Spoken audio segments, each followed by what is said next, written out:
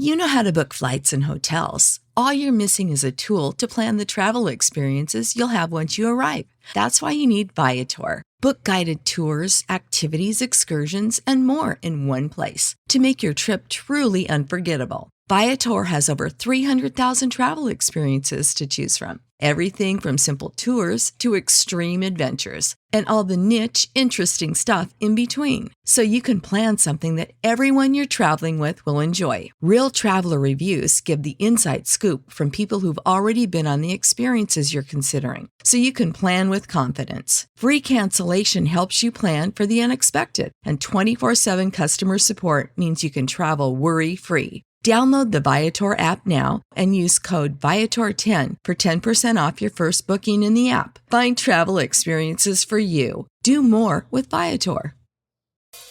Looks like you need a vacation. Enter the 5-Hour Energy Where Will the Tide Take You sweepstakes. You could win a $10,000 dream beach vacation. Imagine jet setting off to a tropical paradise, having fun in the sun, or diving at a gorgeous reef. It's up to you. No purchase necessary. Go to 5HETide.com for official rules and to enter. That's 5HETide.com. Enter today. Ends June 30th, 2024.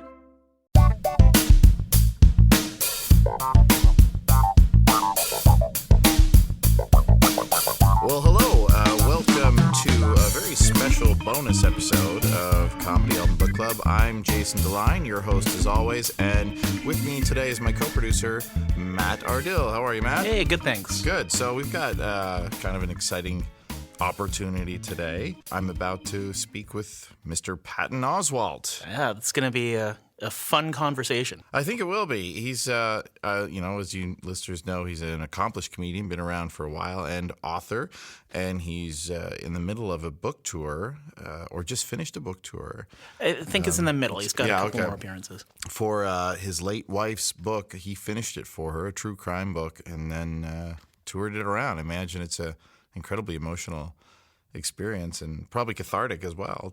For sure. I saw him in New York at the New York Public Library speaking about it. Right. And it was definitely a passion project. There's a lot of care that went into it, and to see him speak about it was really, really incredible. Yeah, I imagine. Did he talk about it all as if it lengthened the grieving process or helped with the grieving process? From the way he spoke about it, it felt like it helped. Yeah. The grieving process and helping complete her legacy. Yeah. I can't speak for him in his process of grief, but... Sure. We might touch on that a bit today, or we might not. I mean, but it was something that was he was very passionate about, and I think it probably helped him a lot. So I've been asked a few times how this interview came to be, so you might be the person who's better to speak to that. He was obviously featured on this most recent episode of Comedy Album Book Club, where Ian McIntyre chose the Werewolves and Lollipops album, and we went into depth with that. But you had an idea. Yeah, I figured, what's the worst case scenario if I reach out to a publicist or two? And so I sent an email, just a brief description of what it is we do and a link to our website, and asked if they'd be interested and if Patton would be interested in speaking with us about Werewolves and Lollipops and his career and comedy. Yeah, and pretty much immediately they said, yeah, we'd love to. So yeah, it was great. It was a great response. That they were really interested and really excited. As are we. So we're very excited to bring this interview to you, and we should be talking to him shortly. We're going to come back afterwards and talk a little bit how the conversation went, but I'm sure it's going to be quite enjoyable. So please enjoy my conversation with Mr. Patton Oswalt. Hello? Hello. Hey, is this Mr. Patton Oswalt? Hi, guys. How you doing? My name's Jason DeLine. Hi. I don't know if you know anything about this podcast we do. It's called Comedy Album Book Club, and we've been doing it for about 7 months, and what we do is we all get together in a comedy club and listen to an album somebody picked, and then a bunch of comedians talk about it on a panel for the podcast. Right. And we did Bob Newhart, and we did Nichols and May. And then my buddy Ian McIntyre said, well, how about Werewolves and Lollipops? Mm-hmm. So we listened to it, and we liked it. Oh, thank you. Yeah, and so we talked about it a bunch, and, I asked him why he didn't pick your first album, And he said, well, first of all, because it's over 2 hours long. Mhm. But then, there was Feeling Kind of Patton. But he said this was your first great album. Oh, Yeah, and I wondered what you thought about that. Like, do you, I don't know if you listen to your old albums ever. And I mean, kind of like when I record an album, it's kind of done. Like Right. I move on and kind of dig something else. I rarely go back and listen to it again. It's just sort of a snapshot in time. I'm always trying to work on new stuff, I guess. fair enough. So yeah, that's kind of, I don't really go back and analyze it and re-listen to it. Do people bring stuff up to you and like that you don't remember, or that you go, oh man, yeah, that was forever ago? Or sometimes, well, they'll bring up a bit, and I don't know all of the little ins and outs of it, like maybe I should, which I always feel kind of bad about. But it's just because I just have new, new stuff in mind. It's a weird thing, right? Like when you meet people who have your own work memorized better than you do, I imagine. That is always very, very, very flattering when they do that. Yeah. But it's hard. Very flattering. Is it hard to talk about, though? Like, they know it so well, and maybe you don't anymore. Like you said, you feel like you're letting them down, but you can't be expected to keep it on your it's head. not that it's hard to talk about. It's just like it affected them. It's like when a band puts out an album, you don't get to control how a song or if you're a comedian, how a bit lands on someone. So, you have your own thing, and if they have their own interpretation or their own way of getting into it, then who am I to go, well, actually, no, I meant it this way. So Right. What about comedy albums of yore? Like I know you're a big movie guy, and you seem to be a guy who likes to complete things, like check off the list of cult movies and stuff like that. Like, is there anything with comedy albums like that for you, or was there a list you wanted to listen to, or that you did listen to?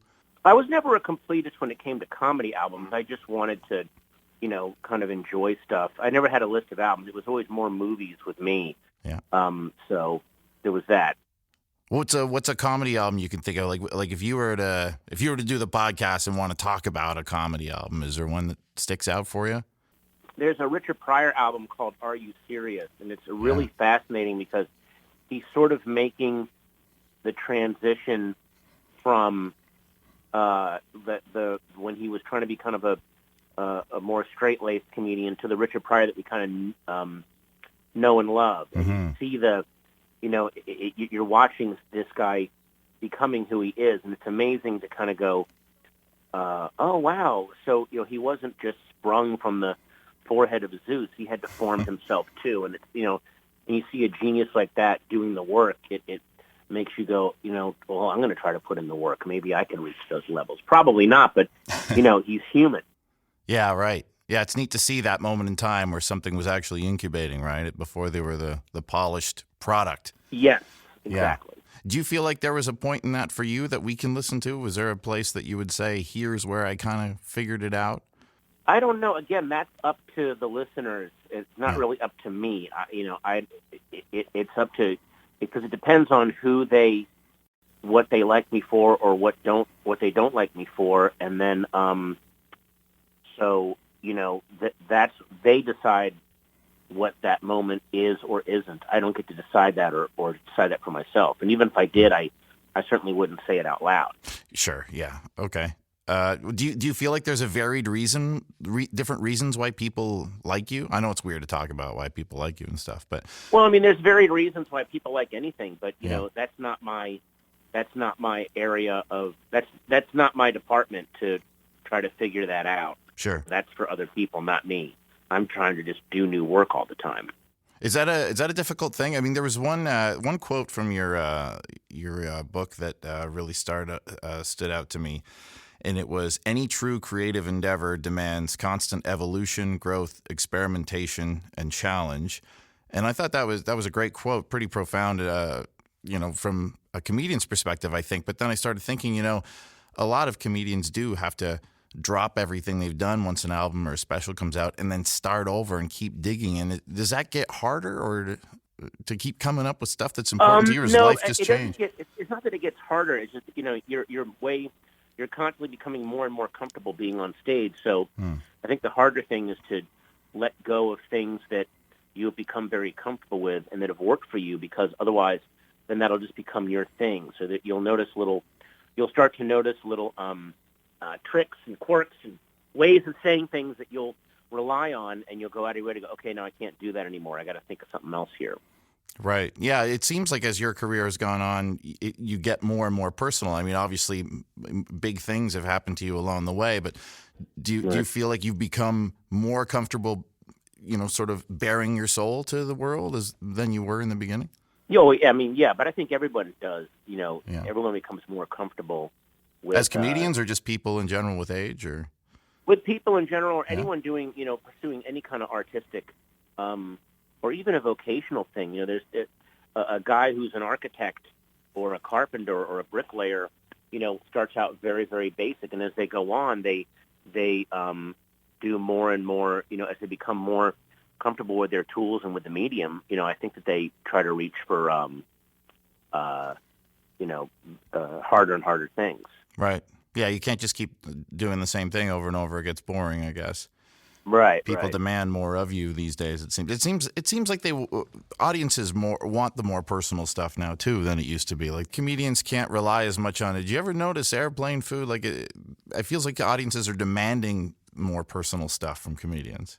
Well, but they also are demanding just newer ways into old forms. So what if you thought of a brilliant take on airline food, or on a take on people doing jokes about airline food that you'd never thought of, that no one had ever thought of before, then that could also be just as, The Book of Mormon is a brilliant musical, but they didn't do anything with the form of Broadway musicals. If anything, they used very, very familiar forms of songs people already know to kind of smuggle in way deeper ideas and stuff. So, to sit there and go, oh, well, this is hack and this can't be done. Well, maybe you're the one that'll find a new way into it. I wanted to ask about your heckler on Werewolves and Lollipops. Like that turned into a pretty good chunk of that track, and I wonder if it seemed like a gift in a way because so much great stuff came out of your improv about that. But I wondered if you remember how you felt when it happened, or how you feel when it does happen now. I don't really think about it or analyze it. I mean, the reason that I'm so good with hecklers on stage is because I've failed so many times, and hecklers have gotten the better of me. And then the next day I woke up and it was like, oh, the world didn't end. So I just, it's not that I'm so brilliant or so fearless. I've just failed so many times, and now I'm just like, I don't care. Right. So it doesn't bother you either way. It's not. I imagine most comedians prefer it doesn't happen. They've got something rehearsed. But I totally prefer it doesn't happen. Yeah. Hecklers do not help a show. They stop a show from being a show. Yeah. Yeah, I think it's unfair that comedians seem to be, especially women in the last few years, seem to be criticized for how they handle a heckler. And people don't seem to understand, like, that's not the show. Like, people can't just walk in a movie theater and pause the film and start talking, and then you regain momentum. Like, it's a tough, unexpected thing. It's always going to be a problem, but hopefully you can cultivate smarter and smarter audiences. But do you think the onus is also on the comedian to constantly be ready for that and to have sort of armor ready to go? No, the onus for that should be on the club owners, staff, to stop that happening. Yeah, it doesn't tend to happen too much where people get kicked out. It seems like a lot of owners think that's part of the show as well, from what I've seen. Yeah, but some people, they're just like, there's still that holdover from the 80s where drunks were king. Yeah, they're keeping the lights on, right? I guess, yeah. Do you think most good stand-up comedians are also good writers? I mean, listening to your albums, when you tell these stories, it seems like they're very purposefully laid out and ordered. Like you talk about punching up and how you might come onto a movie and they go, well, can we put this scene here or that scene here? I imagine that kind of craft goes into the stand-up as well, and it makes me think that really good stand-ups must be great writers and be able to understand how stories work. And that might seem like an obvious thing, but would you say that's true? No, I mean, a joke and a story are two very, very different things. I can't really explain it in technical terms, but there's plenty of comedians that they just do the setup, the punchline, they strip it down, which is great. That's a great art form, but when you expect them to be writers, which demands a little more sustained concentration and attention to more maybe elliptical detail. There's a lot of comedians that when they've had a book deal or something, they just transcribe their act. They're just not into the act of writing. So, I was always into writing before I became a stand-up. So I don't think that it's true that all great comedians are also great writers. So do you feel like you came at it from sort of the opposite way? Your writing really informed the way you did stand-up? You're already sort of a verbose type person and wanted to tell stories? I guess, yeah. I mean, I'm not. I guess because my initial interest was in reading and in writing. I'm not saying that makes me a better comedian. I'm just saying that I just my brain is wired differently. Right. Are there other comedians you think you have styles in common with? I mean, just my circle of friends that I came up with, only because we all kind of were having the same experiences and hung out with each other all the time. Right. And do you think that came out of sort of a rejection at all of how comedy was being done at the time, or? I mean, it was whatever our generation was dealing with at the time. Yeah, I mean, you always every new wave coming up rejects the one before it because you're trying to form your own voice, I guess. So there is that generational thing that I think just happens in everything, and not just in comedy, but just in society itself. Right. I get the feeling too that people who become famous now, or people who are known for any kind of art, are expected to be accessible to a degree, like to be on Twitter or to talk to fans, and to, it seems like the people we're fans of now are people who seem like a regular person, for lack of a better term. Ego is no longer in fashion. It's not this untouchable thing that we want. I think it's that we want someone who seems like us, and we can feel that we can use them as an avatar or something. I mean, everyone is, in anything, in a book you read, in a piece of music, you see a piece of yourself in there, because everyone's just looking for. I mean, I'm not articulating this very well. Okay. I mean, again, I think it's just I just think it's a generational thing. Yeah, I listened to this week to more of your book again, your most recent one, the Screen Fiend one, and one thing I caught in there was when you were talking about your time at Mad TV, that you were bitter and envious towards other comedians who were doing well. And, eventually you got to a point where you could sort of champion other people, and you could be excited by people doing things. And I wondered how you overcame that. Like, that seems like a big, dark feeling that it seems like just went away. I mean, how did you get to a point where you realized that envy and bitterness weren't doing you any good, and to look at the brighter side? It comes from mellowing with age. It comes from, getting a little bit of perspective as you get older. When you're younger, you don't really have any experience yet, so you think that life is short. Well, life can be really long, and try to enjoy the experiences more than, just. If you're just, you don't get ahead because you claw your way to the top. You get ahead because you work hard at what you do and you're nice, and then people want you to succeed. Right. Yeah, and I guess everybody has to learn that on their own. Yeah, exactly. Do you still go to the movies a lot? As much as I can, but, fatherhood and other career stuff, it's just, you don't have the time that you have when you're young and broke. Young broke people are amazing moviegoers, so...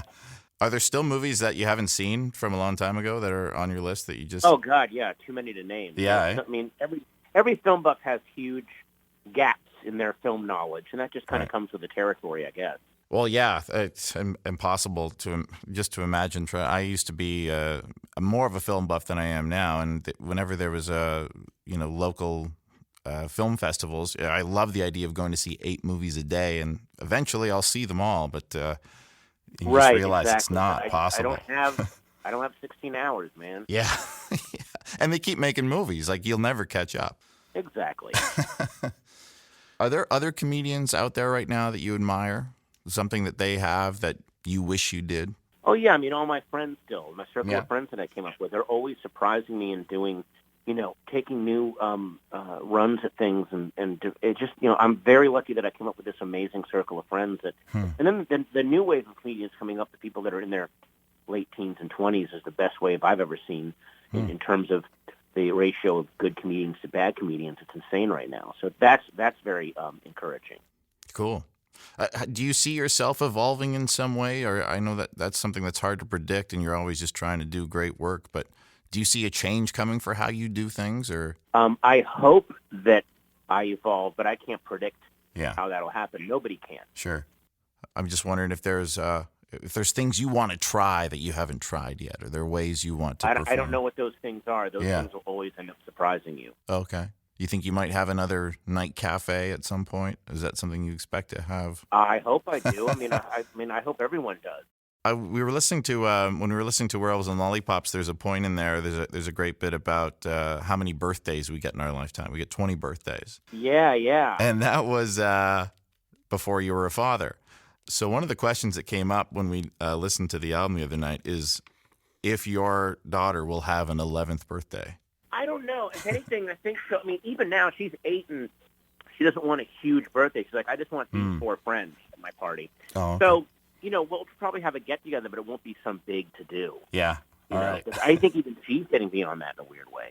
I mean, I remember when I was like 11, 12, and 13, I didn't care that much about my birthday. I was like, this is fun, but I just want to hang out with my friends. How often do you listen to comedy albums now? Is it a regular thing for you? Not as often as I'd like. Again, I'm just too busy. Yeah. Because I know you were you grew up, as I did, with like albums like Cosby and stuff. And I just wonder if, through things that have come out in the last while, are there albums that are hard to listen to because of context? Or are you able to separate artists from art? Sometimes I can, sometimes I can't. It just depends on the artist, depends on what they do. And I think it depends on the individual who's watching it and what their experience is and how they feel about stuff. Yeah, it is a very individual thing, and it's funny how art is so individual, how it affects every person, but there seems to be some milestones in society where a lot of people feel like everyone has to feel the same way about this thing. It has to be black and white, and we can't watch any more Polanski films. That's just it, and it's hard, and it's getting harder, with the more names and people that come out there. I mean, how do we separate having lifelong heroes and from work we've always loved? It's hard. You've seen the people on Twitter who demand you talk about certain things. Is it hard? Have you had your fingers on the keyboard and almost said some stuff and then said, "No, I can't. I just can't partake in this"? No, No? You can. People on the internet they can't demand anything of me. I've been doing comedy for 30 years. I've had people screaming at me from 5 feet from my face. So some guy typing on a keyboard, I don't care. Sure. I just don't care. Fair enough. Yeah, I wondered what it's like if, because you've got people are your fans who are on Twitter, and I wonder how people draw the line between if they say they want something or expect something. Like, do we have an obligation? Do celebrities have an obligation to their fans, and to what extent? They don't have they have an obligation to go create things their fans can then decide whether or not they like, but I don't think they have an obligation to perform at the direct behest of their fans. Sure. Okay. So you've never felt that you've never sort of been on the fence like, everybody wants this. No. Okay. It's cool. Look, if everybody wants it and I want it, then good. Yeah, right. I want it. I don't care. I'm not going to do it. Fair enough, man. Yeah, cool. So are you at the end of this tour now? You've been doing it for a while, the book tour, yeah? I'm halfway through. Halfway through. How's that been going? How do you feel about it? It's good. I've done book tours before, so I Yeah. kind of know how to, deal with it. But it's just tiring being on the road. Being on the road is not easy when you're in your 40s. It's not as easy as when you're in your 20s. Is the cathartic part of this process sort of over, and now this is all marketing, or is it still nice to? That's what it always is. It's Yeah. it's create, promote, repeat. That's how it works. Sure. But I imagine this project feels a little different, or has felt different at different times, right? Obviously. Every project feels different, but this one is Sure. definitely unprecedented. Yeah. I can't imagine. You must have gone through so much fear to wonder if you'd be able to even touch this thing, let alone do it justice. Yeah, but you get the courage to do the thing that scares you after you do it. But it's been you're happy with the response from the fans and how well the book has been doing? Oh yeah, I'm very, very gratified by that. It makes me very, very happy. Is there any possibility that you'd want to continue doing anything with true crime? It's not my wheelhouse. It would be irresponsible of me to do that because it wouldn't be helpful to anyone. If anything, I'm going to facilitate and signal boost the people that are doing the good work. Right. So have you got another book in the hopper? More ideas? We will see. I don't know. I don't like to talk about stuff when it's in embryonic form. Fair enough. Yeah. All right. Well, we hope to see more from you soon. Thanks, man. Yeah, I appreciate you talking to me, man. Yeah, it's super cool. And we'll be releasing this sometime next week alongside of the podcast that we talk about your album. And we're huge fans. And thanks again for taking the time. Really Let me appreciate know, it. man. Yeah, we'll do. Okay. All right. Thanks, man. Take care. So that was Patton Oswalt. Very nice of him to take the time out and talk to me. It was awesome. Yeah, it was really cool. He's such a down-to-earth, easygoing kind of guy to talk to. It seemed very honest and open. And yeah, that's one of the things I love about all of his comedy is you get to hear what he thinks. He doesn't. Yeah. It's unvarnished. It's the truth as he knows it at that time. Absolutely, yeah. It doesn't seem like anything that was pre-written. He doesn't have talking points. He's just, this is what I think, and this is who I am. Cool. Well, thanks for setting it up, Matt. This was very cool. I hope you enjoyed listening to this as much as I did.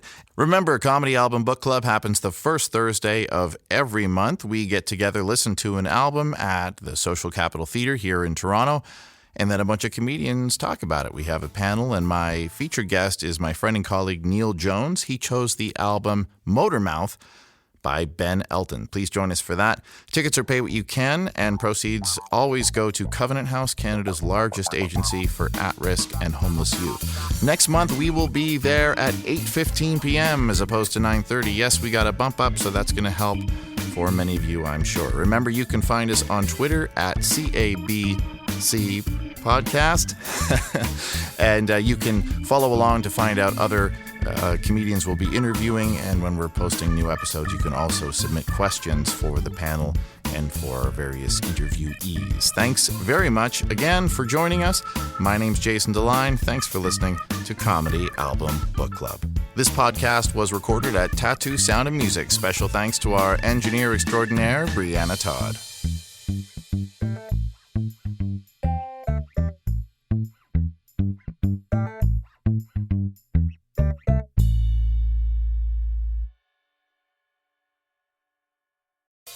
Looks like you need a vacation. Enter the 5-Hour Energy Where Will the Tide Take You sweepstakes. You could win a $10,000 dream beach vacation. Imagine jet setting off to a tropical paradise, having fun in the sun, or diving at a gorgeous reef. It's up to you. No purchase necessary. Go to 5HETide.com for official rules and to enter. That's 5HETide.com. Enter today. Ends June 30th, 2024. Hey y'all, Darius Rucker here. A lot of people ask me, what inspires your music? And one of the big things is a strong sense of place. That's why I love my home state of South Carolina and want to share the awesome things it has to offer. From the beautiful mountains down to the sunny coast, it's got it all. Not to mention two of my personal favorites, great golf and amazing food. Come see why I love this place. Visit discoversouthcarolina.com.